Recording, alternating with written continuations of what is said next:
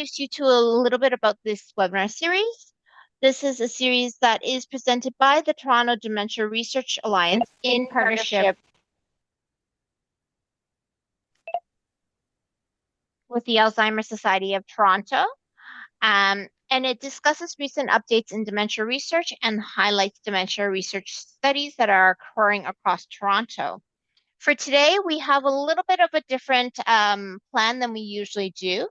Today is really all about looking at disease-modifying therapies for Alzheimer's disease in Canada and what they mean for people living with dementia and their families.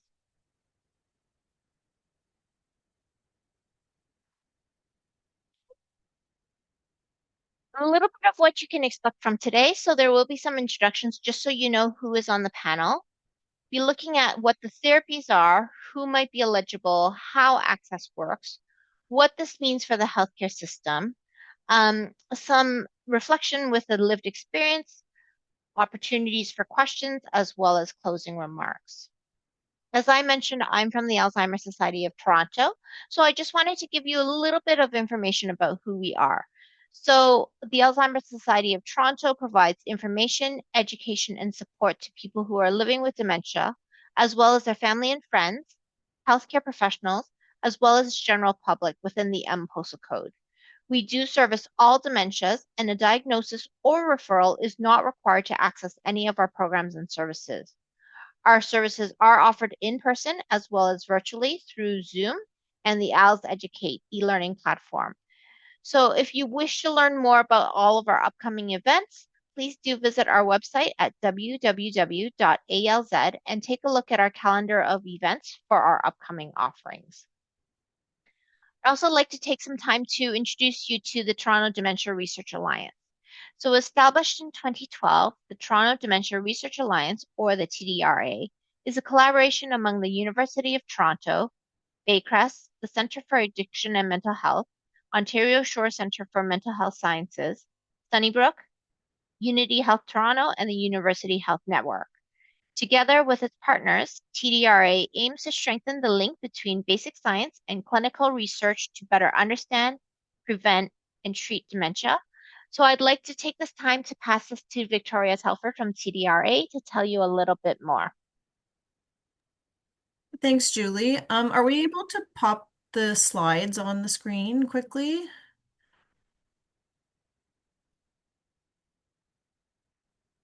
I didn't realize it was not showing. Thank you so much. No problem. There we go.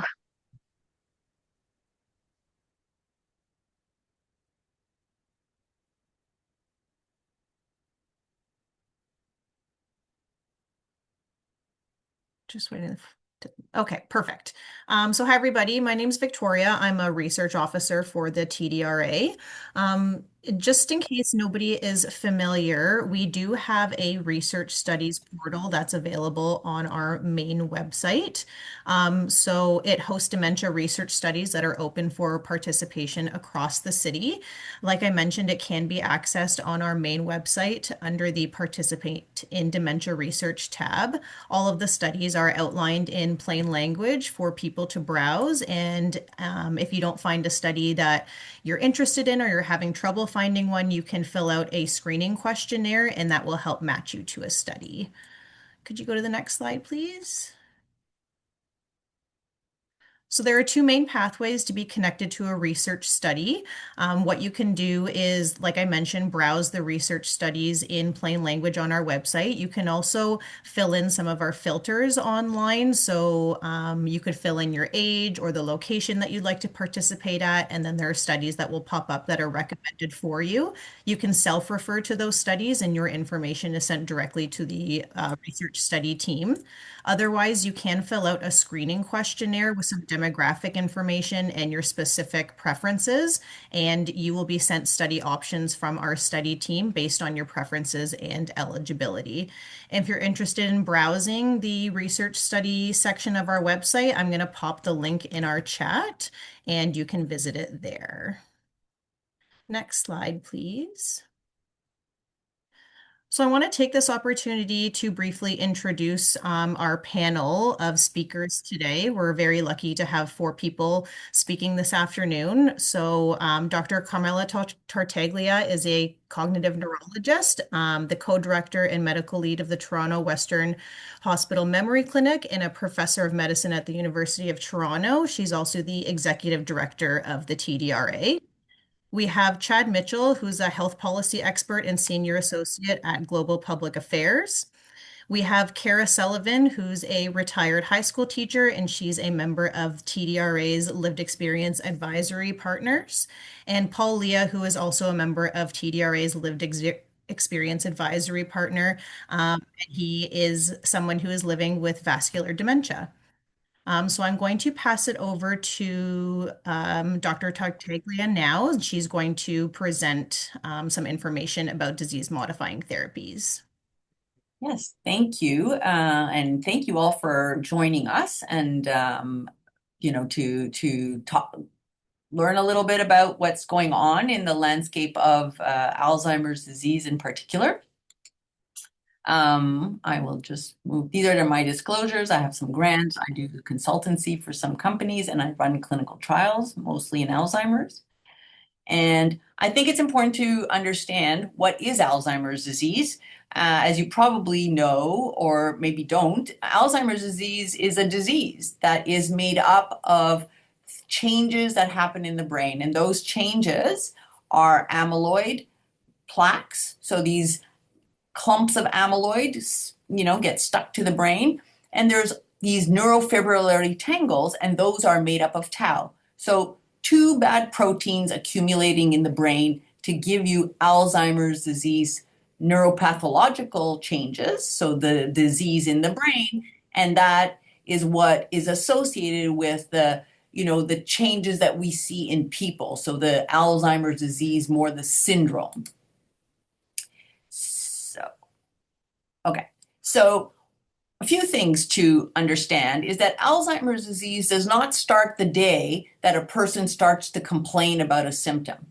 This disease builds up in the brain decades before. So if you think of this part where, I don't know if you can see the MCI, mild cognitive impairment stage, is when a person's, maybe has complaints, you can detect the disease, but the disease has been going on for decades.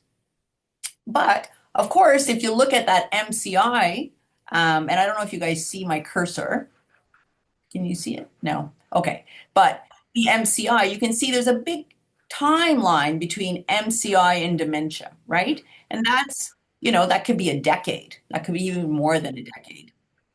But during all this time, there's disease accumulating in the brain, and it is not normal aging. And we can actually detect. So this is time point 0. You see the dashed line. All the time before, there's accumulation of this amyloid and the tau in the brain. Your brain is resilient. You can compensate for that, but it's still causing some damage that eventually will show up and give you the whatever memory problems, changes in personality, changes in thinking, whatever it's going to do. So what is amyloid plaque? I'm going to focus on this protein because this is the protein that these new drugs are going after. So you're making amyloid all the time. For some reason, in some people, it starts to, clump together, right? And, it forms something that little clump is actually, we call it an oligomer, is not good. It's toxic to the brain. And then these clumps get bigger and bigger and bigger, and eventually you end up with that amyloid plaque. Okay, so this is happening all the time if you have Alzheimer's disease. And the important thing is that although we think everything is Alzheimer's disease, it isn't. And because of that, it makes us, when you realize that it's not all Alzheimer's disease, it makes you understand and realize that you actually need to have a diagnosis, a true, accurate diagnosis that you actually have Alzheimer's disease as the cause of your symptoms. Unfortunately, in our society, Alzheimer's and dementia have been kind of used interchangeably, which is a problem because now we have all these people who think I have Alzheimer's disease, I have dementia, which is not true because I told you you could have Alzheimer's disease in the brain and have only mild symptoms. Also, a problem is the fact that everybody who has got dementia thinks they have Alzheimer's disease. And if you look at this pie chart, you can see that, yeah, Alzheimer's is a big chunk, 40%. But there's all these other causes that also can give you dementia.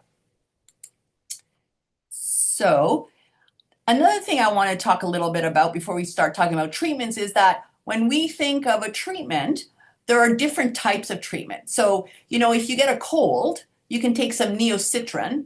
It's not going to change anything to your cold. It will still last the 7 days, but you will feel better during the time that you have the cold.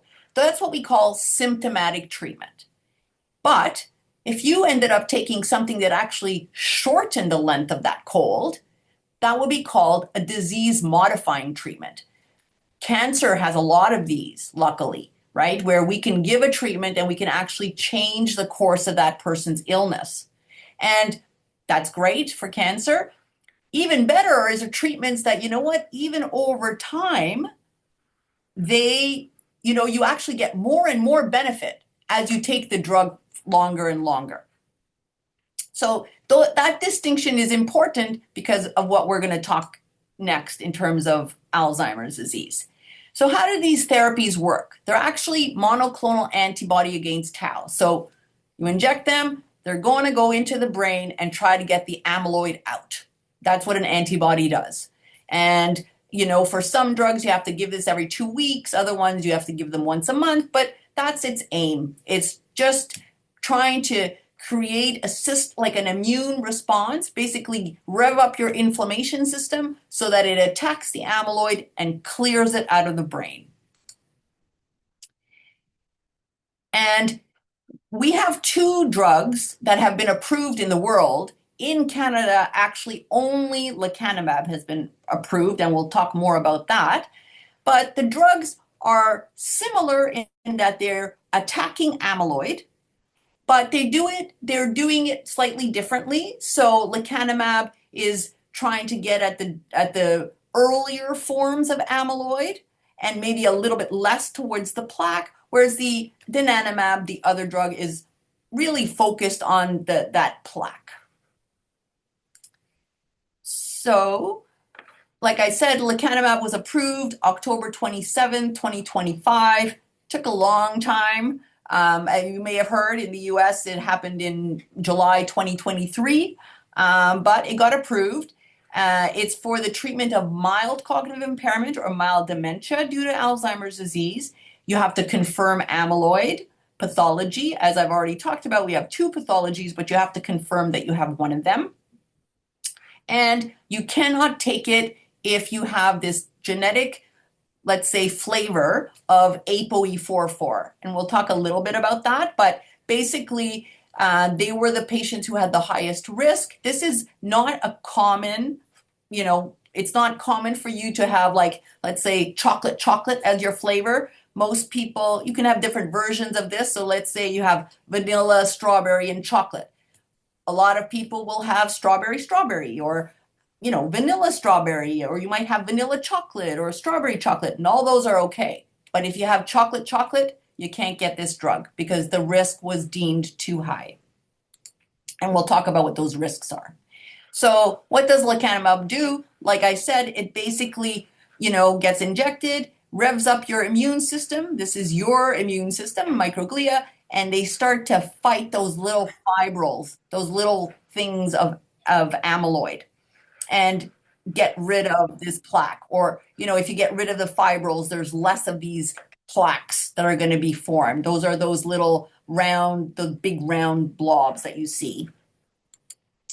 And so what does it do? Well, like I told you, it's going to go after your amyloid. So in blue, you see somebody who didn't get that drug. And in yellow, you see the people who got the drug. So it does its job. This was at 18 months, basically took out most of your amyloid. But at the end of the day, most you would probably say, okay, great, you took out my amyloid, but what does this do for me, right? And so this is data from the 48 months. So it showed that after 48 months of treatment, it slowed your disease by 30%, right? And so what does that actually mean? Well, one, it means it didn't stop the disease, right? Because if it stopped the disease, you'd have that nice black line across the top, but it doesn't do that. But it slowed it down. So if you see there that 9 to 12 months, okay, and this is on a scale, it's a clinical dementia rating scale, a clinical dementia rating severity scale. So basically, if you look at that number 9 to 12 months that you see this like that red line, basically, if you take the disease modifying drug, this lecanemab, for 4 years, you are at the same place as somebody who didn't take the drug when they're at 3 years. So it saves you about a year of progression. Okay. Now, the purple and reddish lines, they were not placebo. And that's what we always want, a drug trial that gives you drug versus placebo. That's the best type of evidence that we have. But people aren't going to stay on a placebo for 4 years. It's really hard. So those two pink and purple lines, they were from a different drug trial. Sorry, they were from a different trial. It was an observational trial where patients enroll and they're followed, and they did it for altruistic reasons. They just wanted to donate to science, to research, and that's what they did. So they're followed every 6 months, and they do all the similar tests as in this drug trial, but they did not get intervention. But you could imagine that's like the best people, right? Because no matter what, if they progress too much, they actually would have not even been there. So I would say that the difference between these two lines is actually maybe an underestimate. Oops. Did we lose? Maybe we lost. Just a second. My connection blinked out a little bit. Okay, maybe. All right, there you go. So as I was saying, this is basically that after 4 years of treatment, your cognition and function is about 9 to 12 months better than it was if you weren't on the drug trial.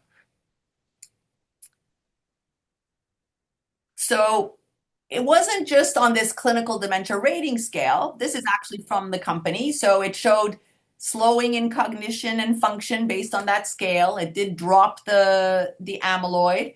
There was some slowing of cognitive loss based on this test that we do. You might know the MoCA or the MMSE, but there's other types of tests that we use. There was a test looking at how well you perform your activities of daily function. There was some slowing there. There was quality of life that was much better in the people that were treated, and the caregiver burden was 38% less. So at least all the data seemed to converge that there was some benefit to being on this drug. And when we think about, going, like, who's going to be able to get the drug, okay? And what does that mean? So this is the clinical dementia rating scale, and you don't have to, know all about it, but it basically assesses different factors of your life or aspects of your life. It will assess how well you're doing with your memory or orientation or your judgment or your community affairs, home and hobby, personal care. And if you're healthy, then you get a 0 score. It means you have no memory loss, you're fully oriented, you solve all of your problems, you're independent, you do your hobbies, you take care of yourself. If you have mild changes, you get a 0.5. You could have some forgetfulness. You're fully oriented, but every now and then there's a bit of a slip. You have slight impairment in problem solving. You might have some slight impairment in your community affairs. You could have some, less interest in some of your hobbies, but you're fully capable. right? You are independent. That's what 0.5 means on this scale. When you have a little bit more impairment and you need a little bit of help from somebody, then you get a 1 in each of these factors. And that we call mild dementia. Because if you're not independent and you have some dependency, even if it's only a little bit, then that's how we define dementia. So you could have moderate memory problems. You need some help maybe doing your finances. You need a little bit of help maybe, organizing your shopping list. You're still doing very much on your own, but you aren't fully dependent. And for that category, you get 1s for each of those different categories. And those two groups are the only ones who are allowed to get this drug. Anything more severe, this drug is not for them. So if you have moderate or severe where you're needing a lot of help, this drug is not for those people. And so when we think about a difference of 2, right, after 2 years, you could imagine that if you're at 0.5 or you're at 1, if you're on 0.5 on each of those measures, or you were at 1, well, it's a big deal to even gain 0.5 because you went from being mildly impaired and independent to actually being demented and needing some help with something, even if it's not that much help. So, sometimes people say, well, do these numbers actually mean anything? Well, if you're the person and you were independent and now you're dependent for needing some help for things, I would say that's pretty meaningful to you. But there are risks. These drugs have pretty significant risks. So in the drug trials, there was some brain swelling in 12% of patients. There was some brain bleeding in 17, and these are small hemorrhages, but no matter what, this is not insignificant. And there was some drug reactions. These are very common when people get an infusion. You can end up with some fevers, chills, or rash at the time that you had the reaction, and they go away. So, these drugs are not for everybody. I've just said there's actually a very select group of people that would, because I've told you this drug has side effects. So of course you only want to give it to people who actually are at high risk of benefiting for the drug. Otherwise, they would get all this risk and not that much benefit. So who can get this drug? The drugs are for people who are at mild stages of disease, early mild cognitive impairment or early Alzheimer's. We have to prove they have amyloid. We look at their brain MRIs. They have to have less than or 4 microhemorrhages. They cannot have any blood on the outside of the brain, which does happen to people. I've already told you can only have 1 chocolate scoop. If you have 2 chocolate scoops, you can't get this drug. You can't be on a blood thinner, and you have to be medically stable. And of course, it's important to, like I've said, you have to be mild, right? Mild cognitive impairment or early dementia. So you can be forgetting recently learned information. You can be repeating questions, losing track of dates, losing items. People sometimes do make some, have some decision issues, but oftentimes our patients are said, well, this is just normal aging, but it's not normal aging if these are consistent problems. Everybody can have an off day, but if you're consistently forgetting names, places, if you're having more difficulty following instructions, or there's some, significant change in your mood, or your apathy, you're less interested in things, then this needs to be investigated, and you could have mild cognitive impairment. And again, because these drugs are only for people in the mild stages, then of course it's important that people do get investigated so that, they could, maybe access the drug if it's for them, if they choose. But it's also important that people who are in the more advanced stages of Alzheimer's disease or other types of dementia, they're not going to be candidates for this drug. So, it's also important to understand the drug has limitations in what it can do. It was not a cure. So people who are too advanced, it's deemed not beneficial for them. And I've already talked about that, so we don't need to belabor. This is what we look for in MRI on the left. These are the microhemorrhages. You see, like there's about 6 little dots there. 6 little dots. This person would not be eligible to get this drug.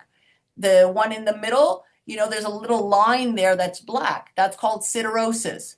They would not want to give the drug to somebody with that because they're at risk of bleeding. Somebody who has a lot of what we call cerebrovascular disease, all that white fluffy stuff, those people, they might be at risk of bleeding. So we have to really think twice. So this drug will not be for everybody.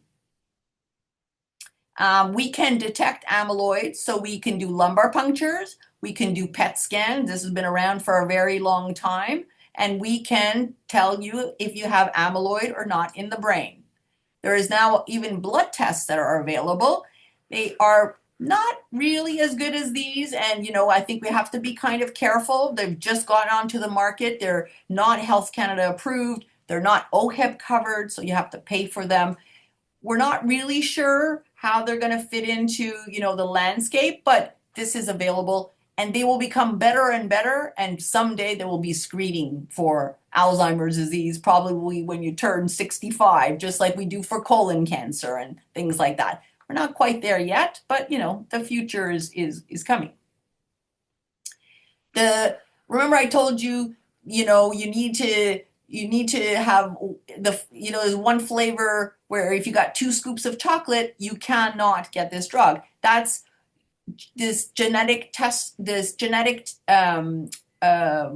say we call it isoform or genetic version of apolipoprotein E. This is just a gene. It's a gene that puts people at higher risk if they have this ApoE4, even if you have 1. So that increases your risk of Alzheimer's. If you have 2, it increases it even more. But the problem is that in this case, with this drug, it increases the risk of bleeding too much. And so 15 to 25% of patients will have 1 scoop of chocolate, and that's okay. But 2 to 5% of our population carries 2 scoops of chocolate, and they cannot get this drug.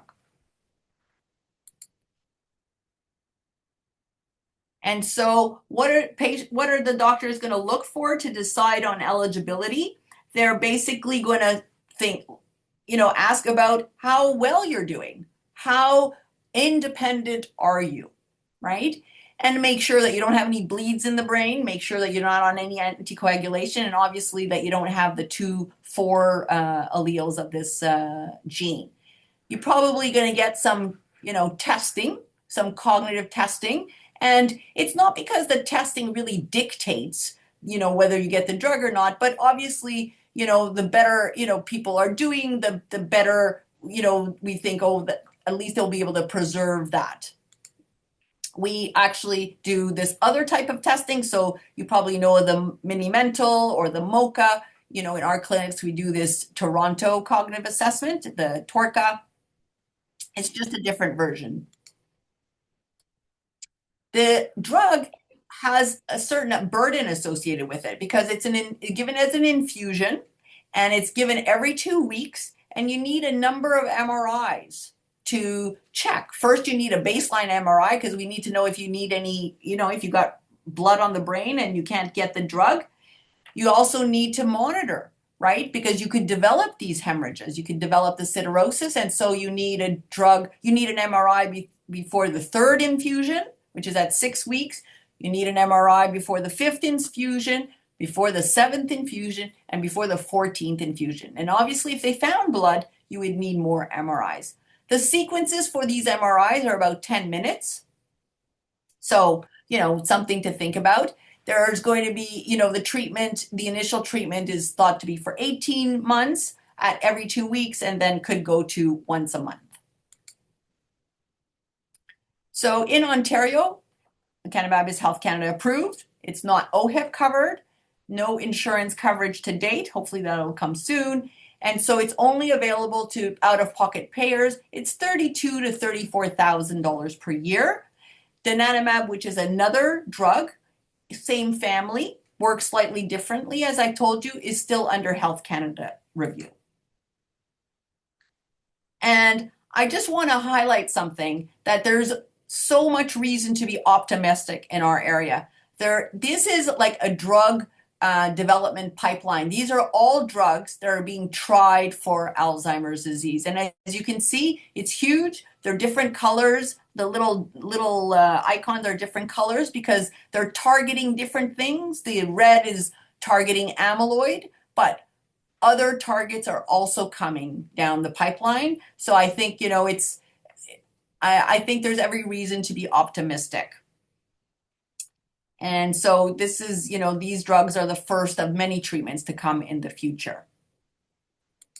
And I think that's it for me. I'll pass it on to Chad, right? And the questions at the end, or? Yeah, I think we're going to save them for the end. Okay, thanks.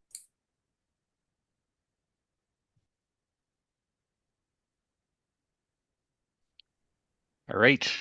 Good morning or afternoon, everyone, depending on where you're phoning in from, or sorry, virtually in from. I'm no longer using a phone on this type of platform. I'm Chad Mitchell, and maybe we'll advance to the next slide. Yes, you have slide control, so Oh, you should be able to there move we it. go. Things I didn't ask. So my conflict of interest slide, as mentioned in the introduction, I used to work for government as one of the decision makers for drug funding, for publicly funded drug funding in the space. I've also worked on various organizations that I'll touch base on in my presentation here. And currently, I am working for a consulting company called Global Public Affairs. So I'm also have some industry funding component. And we'll go to the next slide here. So, as as we all know, Alzheimer's is something many of us know personally. I know myself. I had a parent who actually stood up a novel Alzheimer's center here in Alberta. So the expectation was, of course, I'd go in and volunteer on there. But, through a parent, friend, or neighbor, and that's why we're all here today. And as the good doctor pointed out, is what is new is that this conversation is happening about a treatment option, a first time that we're having treatments that can slow the disease. And the key point to reinforce is that if they're used early. So I'm going to focus less on the drug itself and more on the practical question and that is, if the treatments exist, can a health system actually deliver them safely and fairly? So the short answer is not easy and not with some hard choices.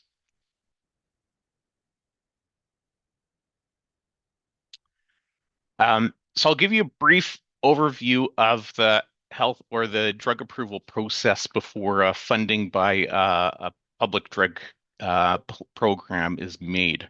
As a good doctor pointed out, right now there is a treatment option that has been approved by Health Canada. And that doesn't mean that people will automatically get funding for it underneath their insurance plans. What does mean is that it's been reviewed to make sure that the drug is safe and it works and the benefits outweigh the risk. And that has gone through Health Canada. The next step is that because we're looking at the value for dollars that government are spending, there's an independent committees set up, one in Quebec called INIS, and then for the rest of Canada, the provinces and territories participate in what's called the Canadian Drug Agency. And there's a group of independent clinicians and also a patient representative on there to give advice to provinces and territories on whether or not they should fund medication. And then there's also the provinces and territories, all of them gathered together, and this includes Quebec. They do a joint negotiation strategy with the drug companies before there's a final decision being made by each individual province whether or not coverage is given. So I'll get more into the timelines near the end of my presentation. the thing to remember as well, it looks sequential on here. There's opportunity for parallel reviews, and we are seeing that between Health Canada and the drug agencies and all that.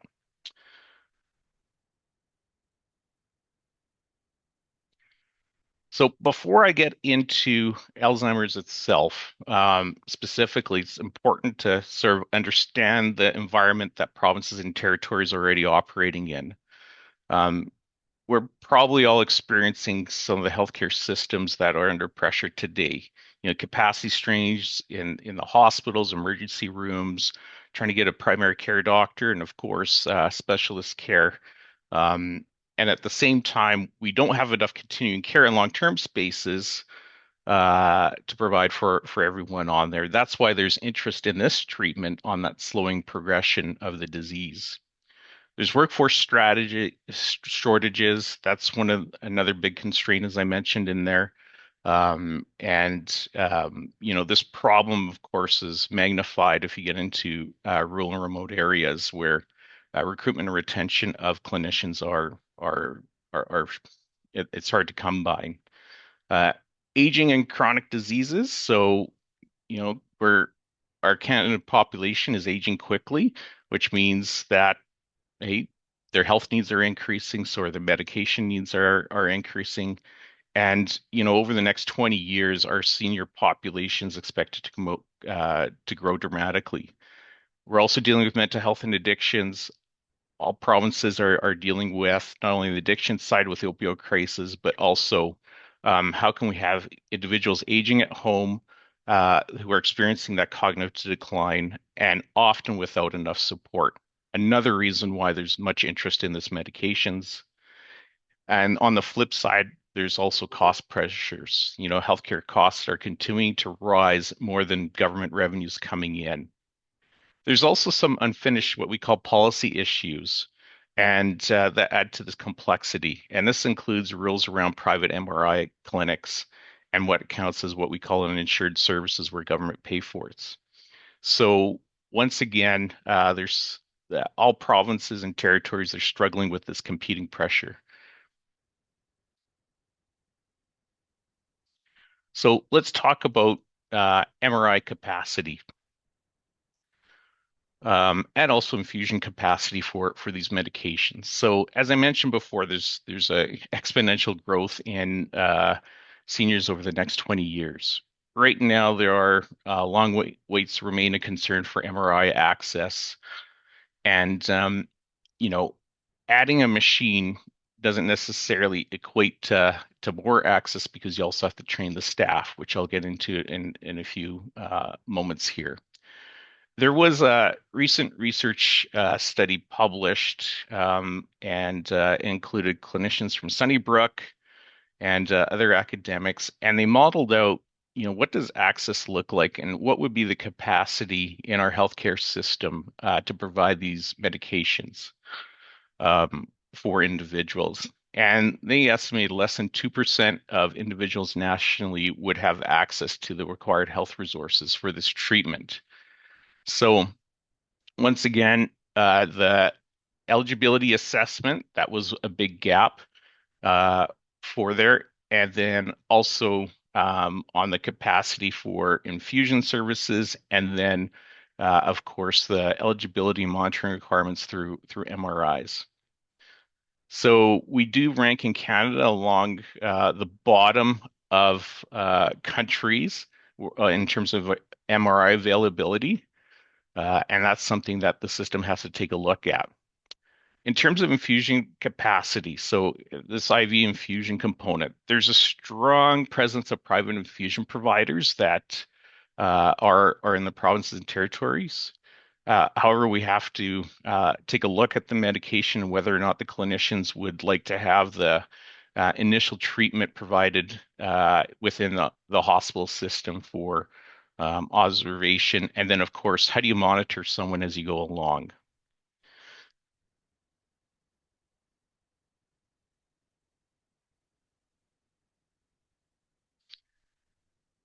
But it's not all doom and gloom, even though I'm going to go through this workforce and training. While we do have measurable supply gap of professionals out there, On the flip side, but we have different methods where we can gain some capacity in the healthcare system. So increasing the scope of providers that can help out, perhaps with other diseases in the healthcare system is one of them. As I mentioned, you can buy an MRI machine, but you still need to train staff for it and act on the results. And you take a look at the current capacity, and we'd probably need thousands of specialist hours, so to speak, to meet early demand. But as I mentioned, it's not all doom and gloom in there.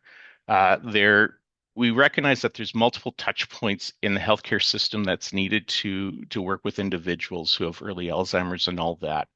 Sunnybrook Hospital there, they completed the first infusion of one of these therapies, and they're looking at developing a phased community integrated approach with what they're calling it. Basically, how can we have the care pathway in the out in the community so that all the different healthcare professionals that have the different touch points with individuals, where they get directed to the proper resources in a timely manner. So what a lot of provinces will be looking at in different programs is how can you sort of scale and spread what Sunnybrook's doing in anticipation of these treatments coming along.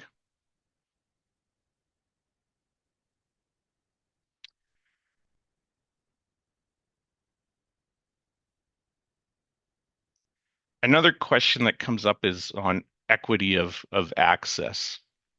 Um, you know, access won't be equal unless the system designs it that way. Uh, rural patients, indigenous communities, people without a regular family doctor, they all face extra hurdles.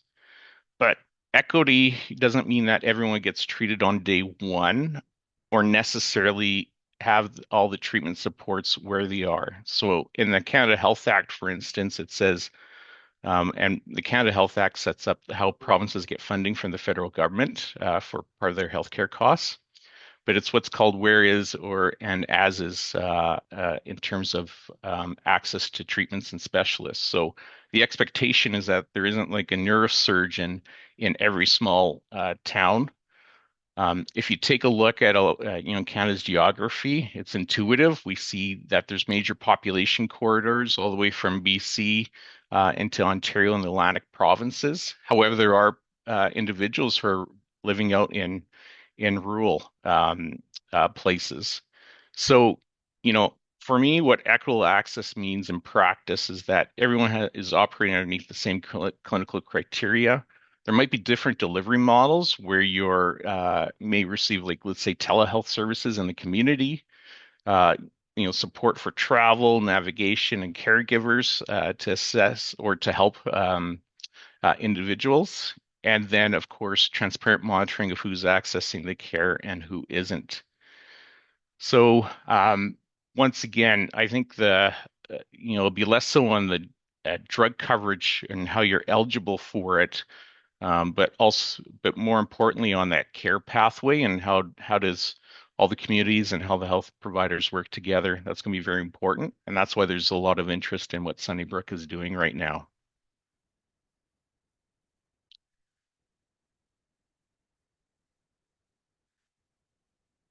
So probably a big question out there is when can we get access and what does that look like? And right now, the drug is with our independent experts.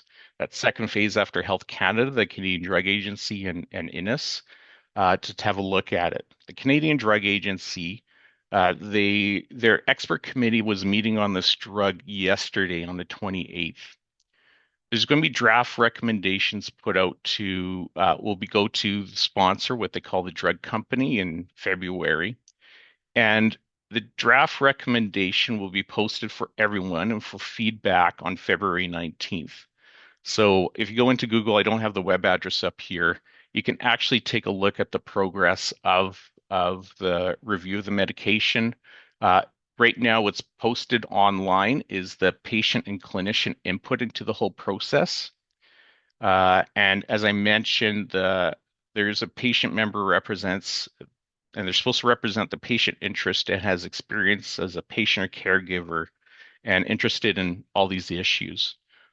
What the experts are deliberating behind the scenes is, you know, we tend to focus on clearly defined patients who could benefit from the technology. But what provinces have to also consider is, account for the unknown patients whose care might be delayed or canceled, basically to pay for these new technologies. And that's not only in the Alzheimer's space, but also happens in the cancer space, where provinces haven't necessarily funded all the new cancer drugs coming along. So the provinces will have the final decision on drug coverage within their own province. They'll do joint negotiations with the company, and individuals are looking for timelines on that. So after that feedback period, March 5th, we should see the final recommendation from our Canadian Drug Agency on this medication in terms of eligibility and what they call cost effectiveness for the medication. Then it goes on to that Pan-Canadian Pharmaceutical Lines. The Pan-Canadian Pharmaceutical Lines, once again, is the group of provinces and territories that get together for joint negotiations. Their total timeline on average, it's improved over the last few years from 11 months to 6.5 months now. And once again, that's average. I've seen things as quick as 6 weeks to other files that are still outstanding. Then, once again, it goes for provinces and territories to make that final decisions. If we take a look at one of the older medications that have been out there, and once again, this is pre-Pan-Canadian Pharmaceutical Alliance, before we did joint reviews and all that. It took 2 to 10 years to get a medication, and that was variable listed in individual provinces. And that's from the time that it was submitted to Health Canada for approval to when the government actually provided funding. So once again, there's been efficiencies in the system, and hopefully we can see a good turnaround time and improvement on funding decisions. Also, what we experienced with some of these treatments was there was that need for novel advocacy and investment into the Alzheimer's space, and that's also a requirement in this case too, particularly when it comes to looking at those care pathways and MRIs that we'll need for access. Part of the problems that we also, I wouldn't say problems, part of the challenge that we had or opportunity was when to stop these medications. At what point would you see that individual is no longer getting a benefit? And that's often a hard conversation that our clinicians have with individuals. And one thing that I know or governments will be taking a look at in terms of when do you continue funding a medication and when would you stop it? Early diagnosis is a key,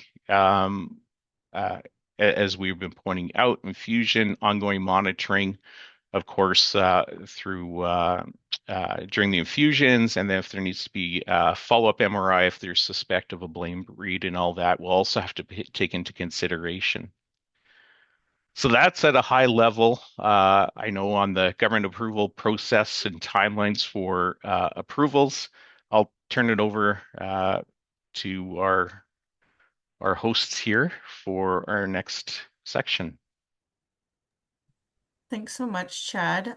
So our next speakers will be Kara and Paul from our Lived Experience Council.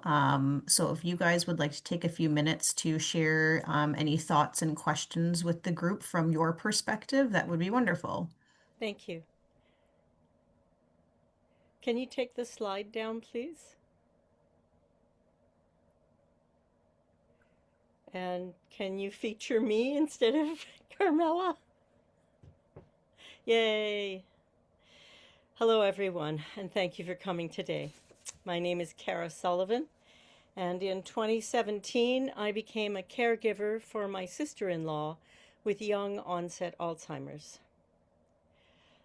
From that time, one of her siblings and I took part in a series of clinical trials, and we discovered in 2020 that this sibling was at an elevated risk for developing Alzheimer's.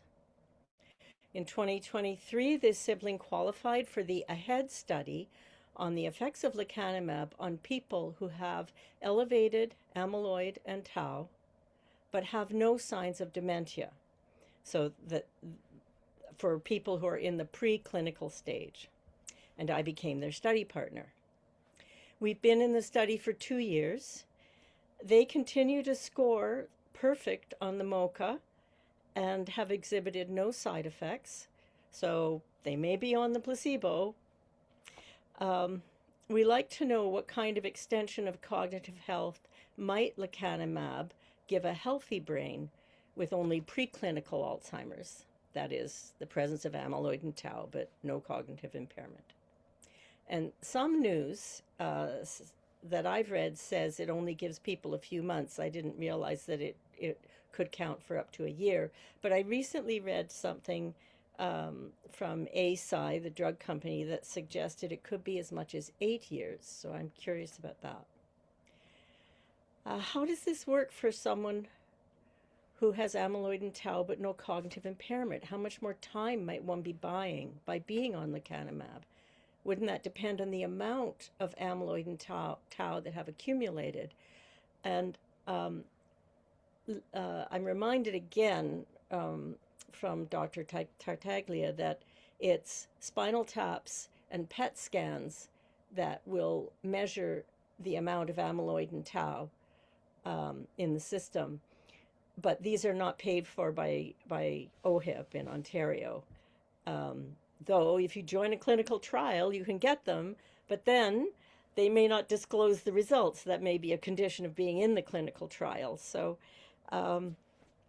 anyhow, given that Health Canada hasn't approved lecanemab for asymptomatic people, let alone that OHIP doesn't cover it for anything, the good thing about joining the AHEAD study is that it's one way of getting a 50% chance of getting lecanemab.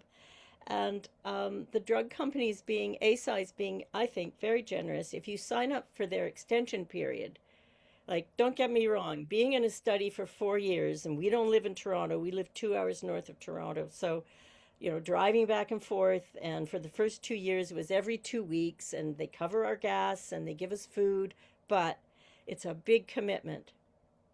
But down the line, if you stay in the study, then Eisai will give you the drug for free. So being in a study is great in certain ways, that you get advice and attention to help allay or face your fears, and you get a virtuous feeling helping out science. We got a lot of help from the Alzheimer's Society in managing my sister-in-law's life. And this is one way that we feel we can give meaning to her suffering and ours. Thank you very much.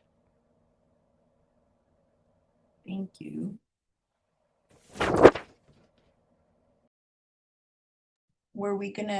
Do you want me to answer the questions, or should we have Paul also chat, give his story?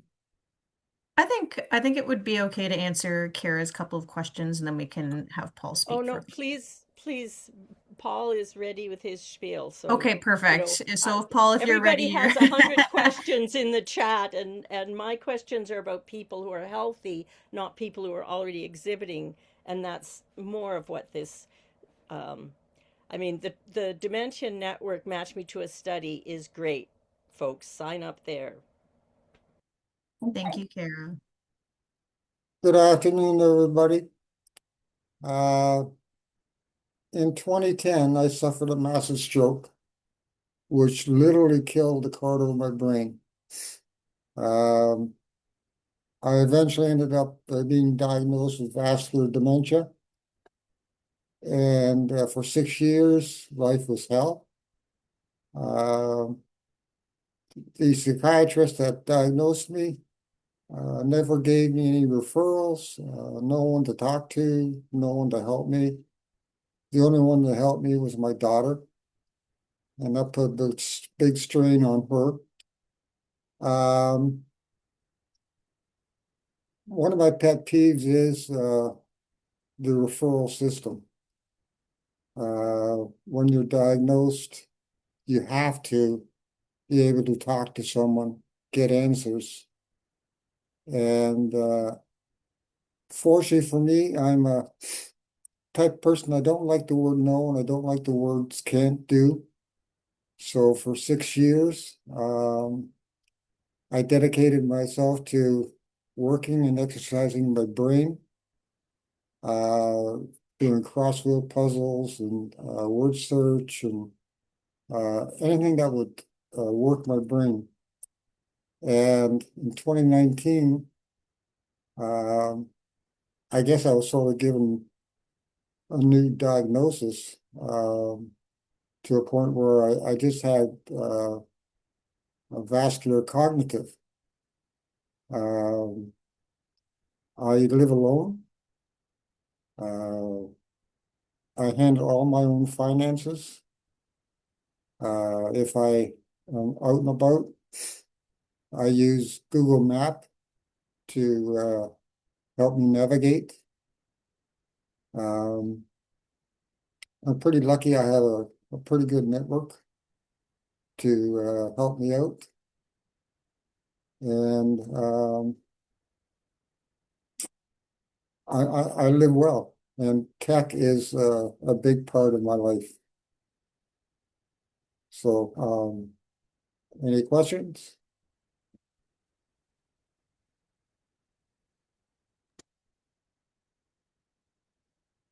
There's any questions for Paul? By the way, this hat, the hat band, is the Forget-Me-Not flower, which Alzheimer's Society should be familiar with. And this hat is my signature. If you want, I have a website, and it's pauldlee.com. And you can see my story, my history, all the affiliations I have, what I'm all about.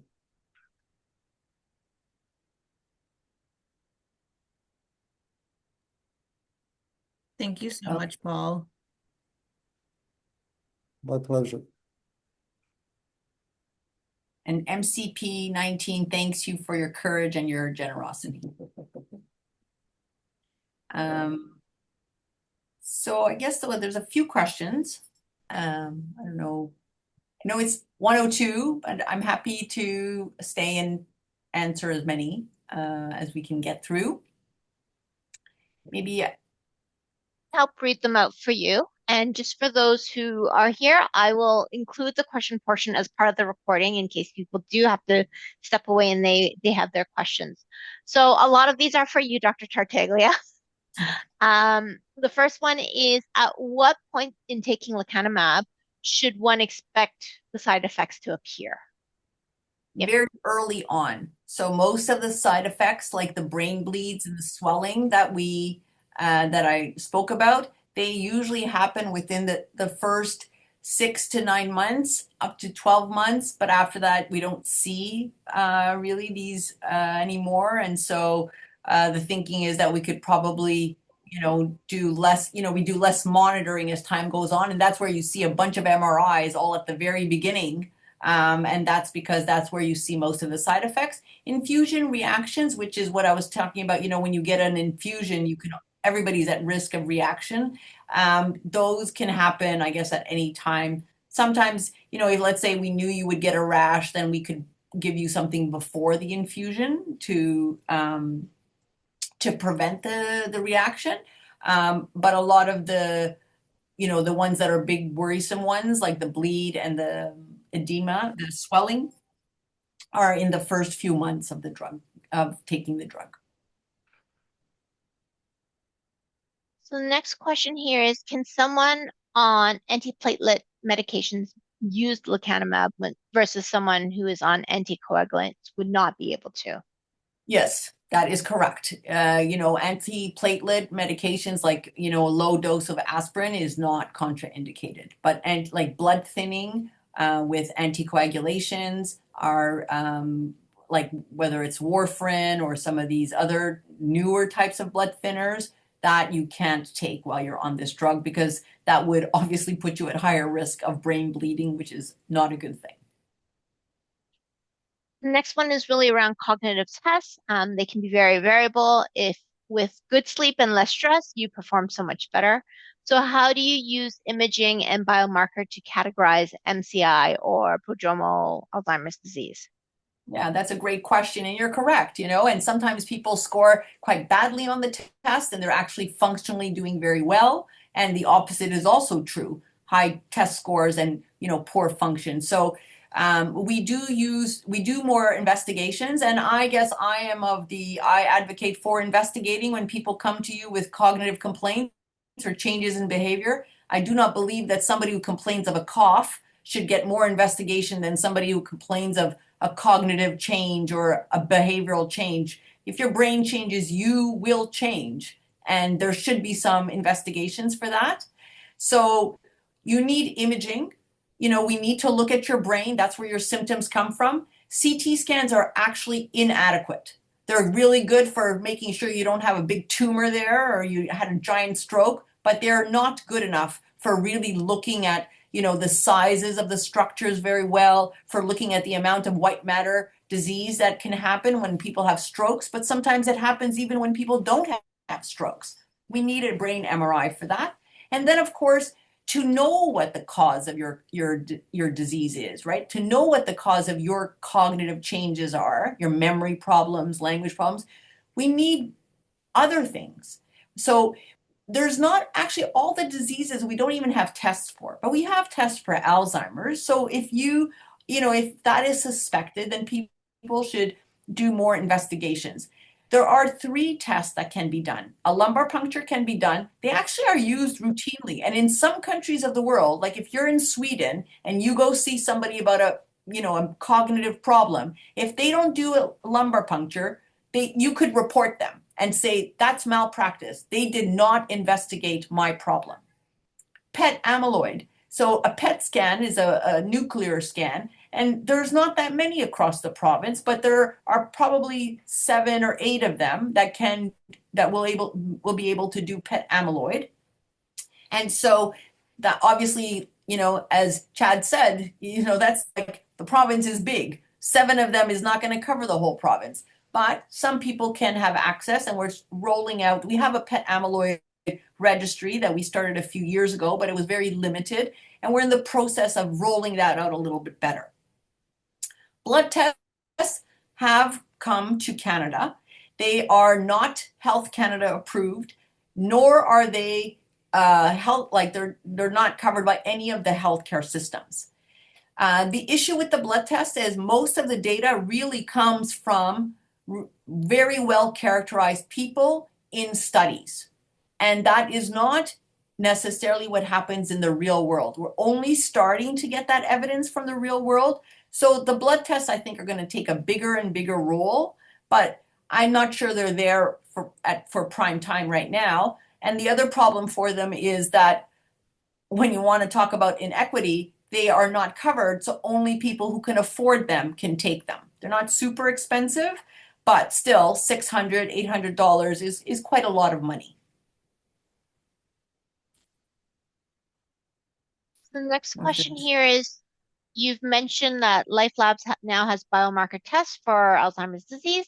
Since the pathology can occur decades before symptoms actually appear, how early can these blood tests detect pathology? They can detect pathology a long time, probably a decade before. The point is that right now in our healthcare system, the way it works is we would only screen, and that's what it's called, when you are screening somebody who has no symptoms, right? The way we screen for, diabetes, or the screen for thyroid problems or vitamin B12 deficiency. You don't have necessarily any problems, but you get screened to make sure you don't have that deficiency. We only do that if there's actually a fix for the problem. So you do colonoscopies, because if you found something, we could try to fix it. Right now, as Kara's mentioned, that person is in a research trial for using this drug for somebody that's asymptomatic. We actually don't know if it's going to work, right? Like the evidence that we have right now is that if you have mild symptoms, it does work. And there is data that if you get people who have very, very low amyloid, that you can actually delay disease by 8 years, right? But that is still in kind of the infancy. The solid data out there is that if you have mild disease, you take these drugs, they can slow down the progression. That's what we're working with. One day, when we have drugs that will stop this disease, then we will screen people. And of course, then you would give the drug before they even show any symptoms. Why would you wait? But we're not there yet. So right now, having a positive test, I think will mostly only give a person anxiety. And I'm not sure, we all know anxiety is really bad for cognition. So I'm certain that if you had a positive test and you had no symptoms before, you will have symptoms after of anxiety and poor memory. So we're not really promoting that at all. Two-parter here. So since lecanemab removes amyloid earlier than, can't pronounce this, but donanemab, would Yeah. you, would you expect lecanemab to perform better? And then the second part is, are you aware of any drug research focusing on removing tau? Yeah, I think the question of donanemab versus lecanemab, they both remove amyloid. They do it really, really well. There's not really much difference in terms of how they remove it. Donanemab does it so quickly that in the drug trial, they actually had stopped giving donanemab, and the amyloid was still very low. So I don't, those are the questions you can answer when you do these drug trials where, you put two drugs against each other and it's a race, right? And see which one does better. So I can't answer that. They both do it, and they both do it in different ways. And once donanemab gets approved, if, hopefully it does, then, it'll be somebody's choice on which one they would like. In terms of drug trials for tau, actually there are a number of course it makes sense to go after tau, right? Like the second bad protein, it's actually the protein that dictates more how somebody does. So there are a number of drug trials, but to date, nothing has worked to get to in removing the tau and, making a difference. But like that pie chart that I showed that had all those colors, there's a bunch of them actually that are aimed against tau. This question is around genetics. So could you comment on whether Alzheimer's is an inherited disease? Yeah, so I mean that's a great question, but so when we say genetic, so I was talking about ApoE. ApoE is not what we would consider a genetic disease because having ApoE just increases your possibility. But there are some genes, like if you have an APP mutation or presenilin 1 and 2 mutation, then you have the genetic form of Alzheimer's disease. And it is there, right? There are huge families that have lots of people who are in their 40s, 50s years old, they have Alzheimer's disease, and the children and the siblings and the parents all have Alzheimer's. But that actually is quite rare. We actually have pockets of these families, a big one in Colombia. There's, a few places in the world. So that's why people say, Alzheimer's disease has a less of, is not a genetic disease. When you think of things like frontotemporal lobar degeneration, where, 20% you find the gene, 40% have strong family histories. Of course, that's very different. We're talking about less than 5%. We're talking closer to 1%. So it is true that we don't think of, Alzheimer's as being genetic. And when we think of family history, of course, sometimes people are very fortunate because everybody in their family lived to a very old age. And of course, age is the biggest risk factor for Alzheimer's. So it does sometimes seem like, oh wow, everybody, that person has a lot of family members who've had Alzheimer's disease. So it's not so easy to answer. But when you think of all diseases, all diseases are really a interaction between you and the genes that make you and your environment, right? And so, will there be more research to show that there are, like, not one gene, but maybe genetic combinations that put people at risk? Yes, it's possible. And of course, those genetic combinations may travel together in a family. So we have so much more to learn, right? And so, but we can't just go with, yes, I have, like, they have many family members, because you have to really look at what, the ages of the people, what age they got the disease. The other thing too is that sometimes it's not Alzheimer's disease, right? I showed you that other pie chart that showed Alzheimer's is 40%, in some cohorts it's like 50 or 60, but it's not 100%. And a lot of people, unfortunately, are getting a diagnosis of Alzheimer's, but it's a misdiagnosis. They had something else. Hope that answers that. Next question is around tau. So p-tau 217 rises with normal aging. Is this a false biomarker? Could it lead to misdiagnosis? Yeah, it's a blood biomarker. It does increase with age, but so do all biomarkers. Most of them, are affected by age. I mean, the studies that have been done on them are quite large, right, across, fairly decent age ranges, and it did pretty well, right? And when we check those people that P217 said have, Alzheimer's or amyloid, when we check their PET amyloid and their cerebrospinal fluid amyloid, they had it. So I would say it's pretty good. I don't know if, it's so good that I would give a treatment like lecanemab based on a blood biomarker. I'm not there, but it's a pretty good test. And, if it became available, it might be a good test for screening people who, maybe fit the criteria, like they have mild changes, they might have early dementia, but do they want to do a lumbar puncture? Do they want to get a PET scan? Well, maybe that's not available readily. Maybe we start with that. So it will fit, somewhere in this patient journey to getting these disease modifying therapies. But, there are like a few kinks to work out first, like it not being covered is a problem. But yeah, you shouldn't get too many false positives because of age. So at the Alzheimer conference last summer, research was shared that amyloid beta proteins and tau protein abnormalities were measured in blood and can precede the onset of clinical symptoms by up to 10 years. The question is really, why aren't these biomarkers being used right now to provide baseline values and screen and monitor possible early disease in otherwise healthy citizens? Yeah, and as I mentioned before, that, when we have a treatment that is going to be, not like a treatment that will really change, like, stop the disease, something like what we do when we see when we have somebody be positive in, a colonoscopy or, mammogram, where we do things. I think then it will make sense to do that.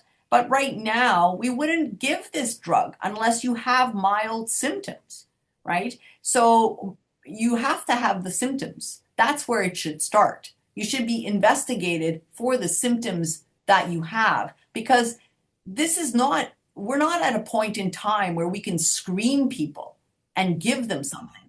We have, we give everybody the advice that they should do all the right things for their brain health, but you should do that anyways, right? It's important to exercise. It's important to learn new things every day, to eat a balanced meal, to avoid alcohol, to avoid smoking, to be social, to make sure your blood pressure is good.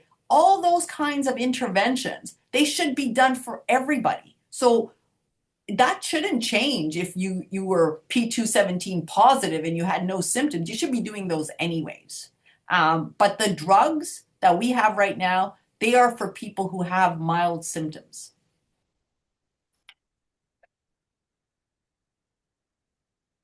I know the person that asked this may have left earlier, but the question is, what is your response to Dr. Dale Bredson's allegation that amyloid plaques are not the cause, but the brain's ability to protect itself?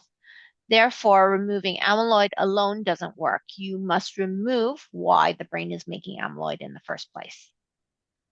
Well, I think the current data from these two, and actually there was a third drug trial, shows you that, well, amyloid's not great. And removing it is probably a good thing.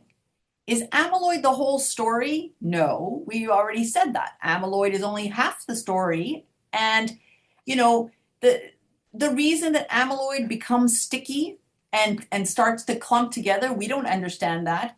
Why that clumpy amyloid actually makes your tau go bad, which is what spreads through the brain, we don't really fully understand that. So there's a lot to know.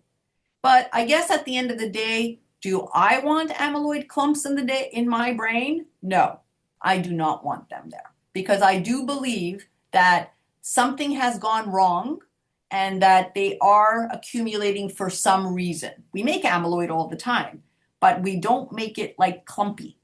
So research is like that, right? Research, and that's why we're always grateful that people participate in research, because that's how we learn. That's how we're going to move the needle and understand. And maybe one day we'll be like, okay, who cares about the amyloid? We need to go after this other protein, maybe. But I would say that there is a good amount of evidence that having a lot of amyloid in the brain, and definitely having a lot of tau in the brain, is not good. This one is in relation to your chocolate analogy. So given that ApoE4 carriers are at higher risk and that there is connection with poor lipid or cholesterol metabolism profiles, plus the fact that metabolic and vascular diseases are risk factors for dementia, why are there not specific titer blood biomarker targets for those chocolate carriers? I think that's a fantastic question. I think that we need to move towards precision medicine in our world. We use the same standards for females and males for many things, and we know those two sexes are completely different. So you're right. Maybe in the future we will have to have guidance for people who are at higher risk. We actually do have some evidence that if you have the chocolate, you actually should do more physical activity, because the physical activity in the chocolate has a bigger bang for its buck. So, I do think that as our research evolves, we will be more precise, and we will do in neurodegenerative diseases what we do in cancer. In cancer, before we throw any medication at you, and there's a lot of expensive medications in cancer and expensive investigations in cancer, where you don't get anything until you get those expensive investigations, and the monitoring and all that is done because of precision. You could have a big brain tumor and you're going to get imaged over and over and over again. Your lifespan is not even going to get that much bigger. Nobody thinks twice about it, because it's all about precision. It's all about knowing everything about you. And that's important for cancer. My question is always, well, why is it not important for neurodegeneration? Yeah, it's bad to have a big brain tumor in your brain, and a tumor anywhere is very bad. But so is it really bad to have Alzheimer's disease and any of these other neurodegenerative diseases. And why should those people deserve less? Why should they deserve less investigations? Why should they deserve less, treatment because, it's expensive, or monitoring? But great question. The next one's really more of a comment. I see two comments, both from Kara as well as another participant, that there are significant lifestyle changes that are totally within one's control, can reduce risk. And so I know Kara's also reiterated that. There is one question on a third drug, and I am horrible at pronunciation, so I'm not going to try. But there seems to be another drug, and do we know if it is showing more promise than lecanemab or donanemab? It's pronounced Fonten. Trontinemab. Yeah, it's another drug and it's still in a trial. So, results are look very promising and we'll see, right? I mean, that's what I was saying. It's like we have every reason to be optimistic. We have every reason to be hopeful. There is a lot of investment in this area. As, Chad actually mentioned, there's tons of people with these diseases, right? So, of course, it makes it a very attractive targets because you're going to be able to help a lot of people.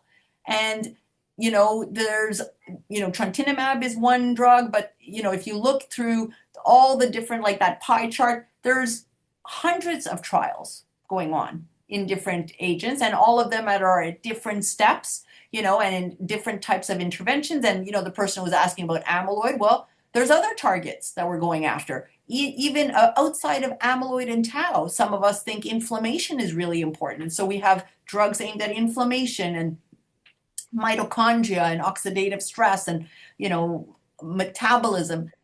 Nobody, I think we're casting the net wide because we know that there's a lot we don't know yet. And so we do have so much to learn, but we're taking these like small wins that we have and hoping for more and better ones. So I want to recognize that it is almost 1:30, and I want to thank everyone for your interest in staying. Clearly, there was a lot of questions that people wanted to know. I wanted to thank all of our speakers, Dr. Tartaglia, Chad, Paul, and Kara, for taking some time to share their knowledge and experience. For all of those who are interested in maybe revisiting everything, because it was a lot of information, again, this video will be posted on both the Alzheimer's Society of Toronto's YouTube channel as well as the TDRA site. I will be sending an email with the registration and also where specifically those videos will be found once posted. And I would love to have your feedback in terms of some of the things that you would like to hear about in future. So I hope everyone has a fantastic afternoon and we'll see you at a future session. Yes, thank you, everybody. Thanks, everybody.